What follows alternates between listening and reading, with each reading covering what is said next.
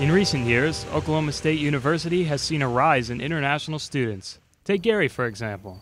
Although you'll never find Gary on the OSU swim team, his South American heritage presents him with a unique worldview. Okay, this is Gary, that's his name, and he's the world's largest rodent. He's a capybara, native to South America. Gary is one of the many exotic animals that live at Lost Creek Safari. Rusty Focht and Carla Metters provide shelter to these animals. We've been raising the deer and stuff for like the last 8 years or so, and of course we didn't have as much as we have now, but we've added a lot in the last few years. But friends and neighbors started coming out and they said you guys should open up to the public and let everybody else enjoy the animals like we do. Most of the animals at Lost Creek are bottle fed and very tame. Some of them even come at Rusty's call. Come on, deer.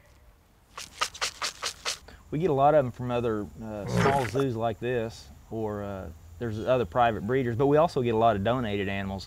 Like we have a blue and gold macaw that was donated, probably the first animal that was donated to us about 3 years ago.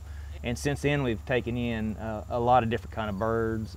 My favorite, the capybara, which is the world's largest rodent, he was donated to us, and just a bunch of them. Lost Creek may look like an ordinary Oklahoma farm, but not just anyone can have a zoo in their backyard. You have to have a permit through the wildlife department to have like anything that's indigenous to the United States, like the foxes and the groundhogs and things like that.